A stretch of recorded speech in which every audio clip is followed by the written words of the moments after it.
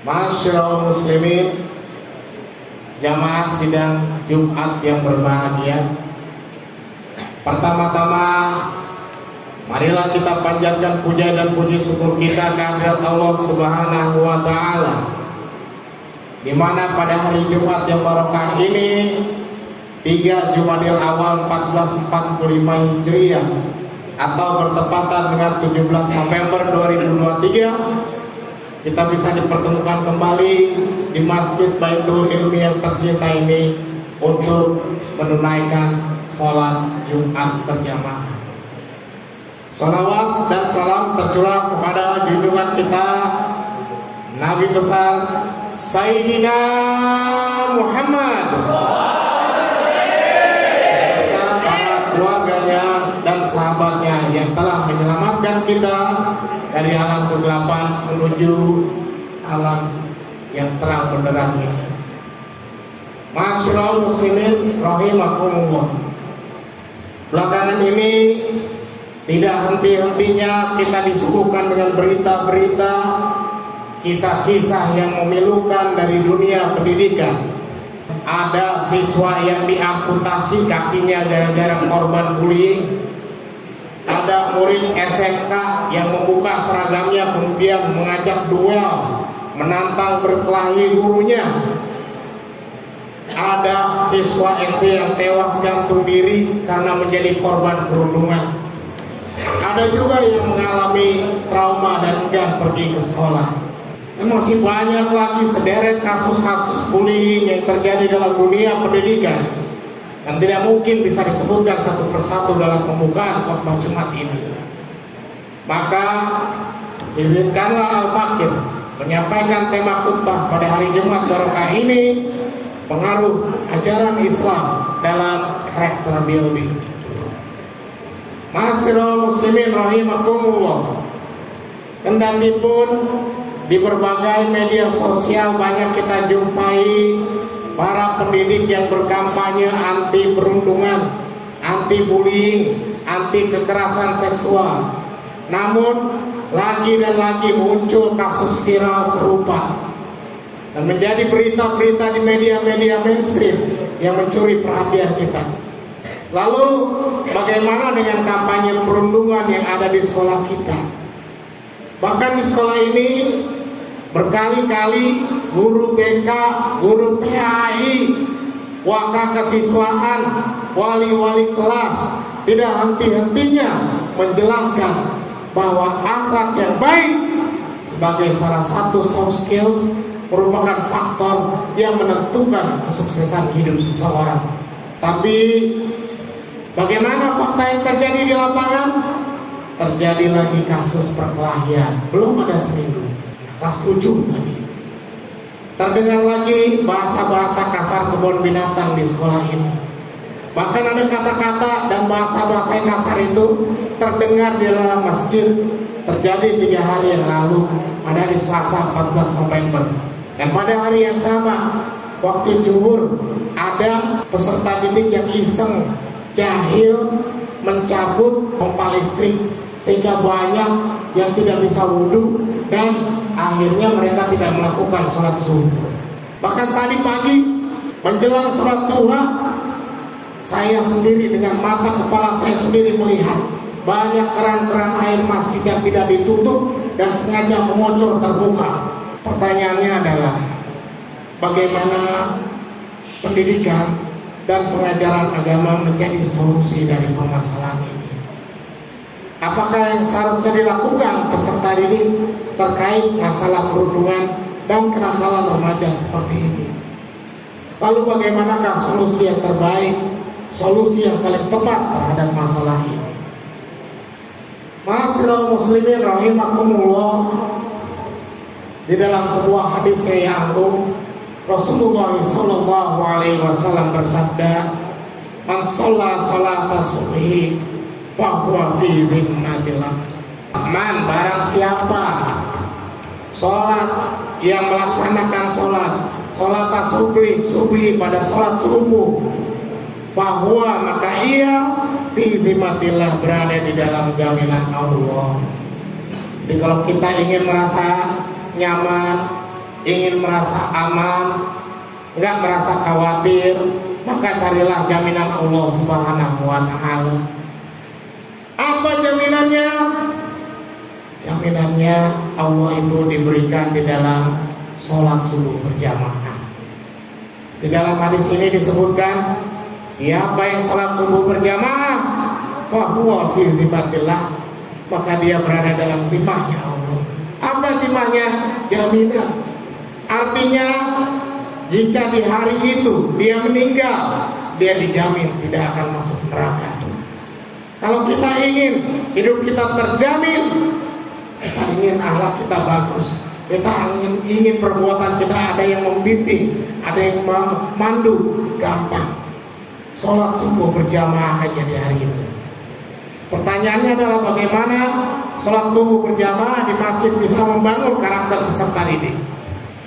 Masyaallah muslimin rahimakumullah. Sholat subuh berjamaah di masjid adalah sebuah amalan yang tidak mungkin ditinggalkan dengan mudahnya oleh calon-calon penghuni surga.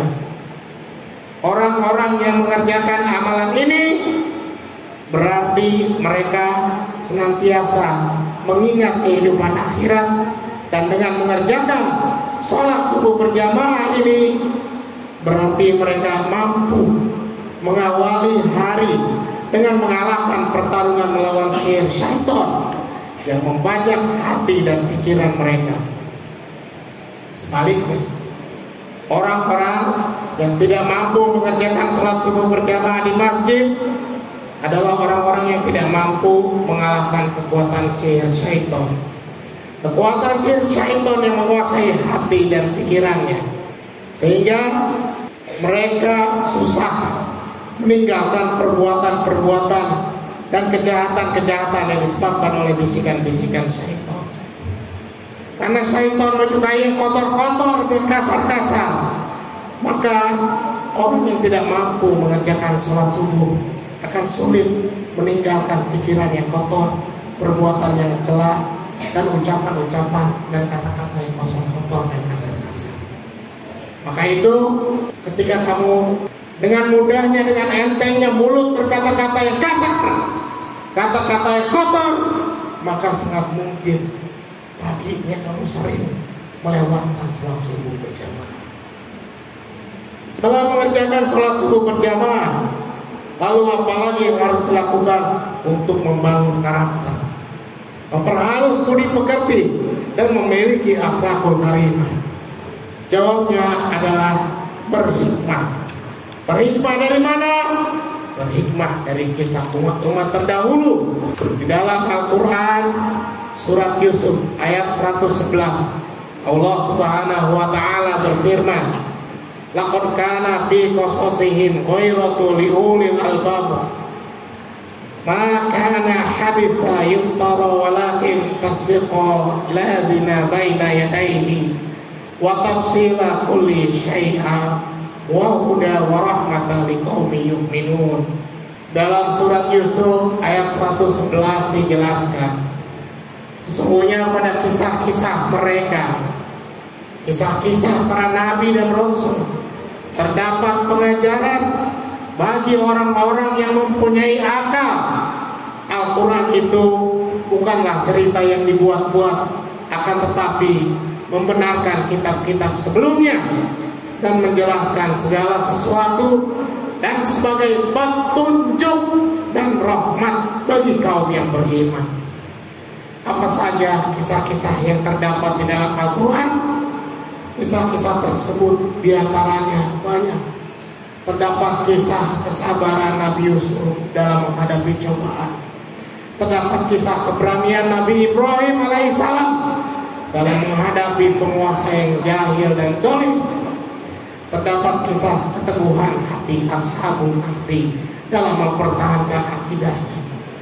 Terdapat kisah perjuangan dakwah Nabi Musa dalam menegakkan dakwah tauhidnya, dan masih banyak kisah-kisah lain lagi yang tidak bisa disebutkan satu persatu. Maka pertanyaannya selanjutnya adalah, untuk apa kita membaca dan memahami, menghayati kisah-kisah itu? Masyaallah muslimin rahimakumullah. Di dalam ayat-ayat itu disebutkan ghairatu liulil albab. Apa artinya? Maka tujuan membaca, memahami dan menghayati kisah-kisah itu adalah sebagai pengajaran bagi orang-orang yang mempunyai akal. Pengajaran apa?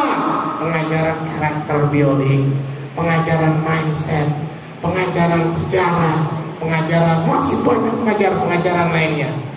Maka orang-orang yang rajin sering membaca, mentadaburi dan menghayati kisah-kisah para nabi dan rasul berpotensi untuk meneladani keberanian, kesabaran, kejujuran, keteguhan hati para nabi dan rasul, sehingga sangat mungkin akhirnya membentuk karakter yang baik dan mereka semua bisa memiliki soft skills dan berhasil suatu saat nanti di masa mendatang.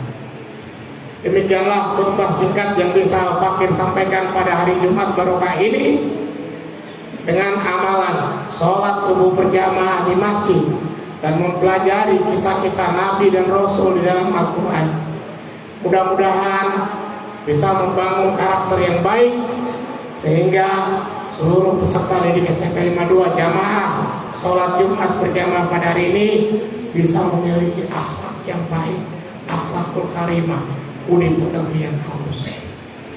Barakallahu li wa lakum fil Qur'anil Karim wa nafa'ani wa iyyakum bima fihi wa ayati wa zikril hakim wa taqabbala minni wa minkum wa tilawatahu innahu huwal ghafurur rahim.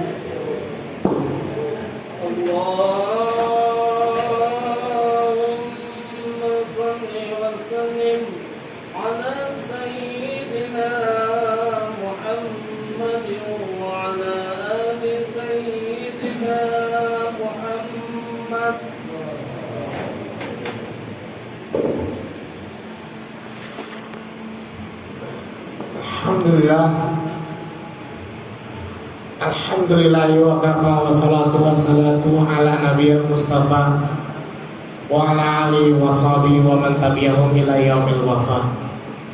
Wa qala Allah ta'ala fil Qur'anil Karim faqsusil qasas la'allahum yatafakkarun. Maka ceritakanlah kepada mereka kisah-kisah itu agar mereka berpikir. Di dalam surat Al-A'raf ayat 176 Allah berfirman, Allah menginformasikan kepada hamba-hambanya untuk berpikir dengan kisah-kisah, perumpamaan-perumpamaan yang Allah jabarkan di dalam Al-Quran. Asyhadu an la ilaha illallah wa asyhadu anna Muhammadar Rasulullah. Allahumma shalli ala Sayyidina Muhammad wa ala ali Sayyidina Muhammad. Inna Allah wa malaikatahu yusholluna 'alan nabi.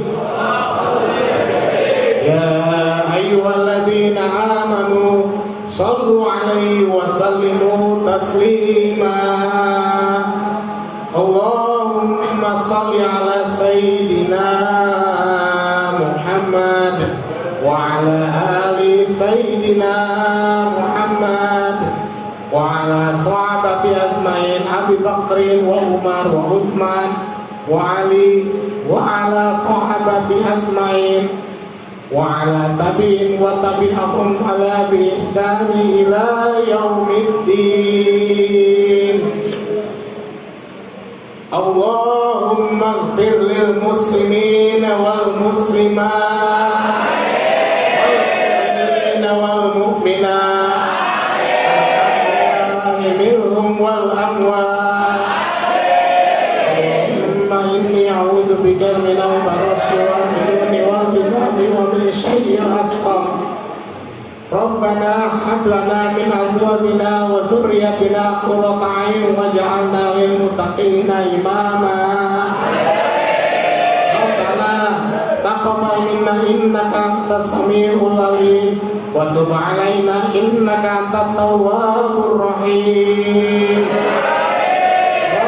atina fid dunya hasanah wa fil akhirati hasanah wa qina adzabannar. Ibadallah, inna Allah ya'muru bil adli wal ihsani wa ita'i dzil qurba wa yanha 'anil fahsya'i wal munkari wal baghi ya'izukum la'allakum tadhakkarun. Wazkurullaha azim yazkurkum wazkuruhu ala ni'amihi yazidkum wa la dzikrullahi akbar wallahu ya'lamu ma tasna'un. Aqimis shalah.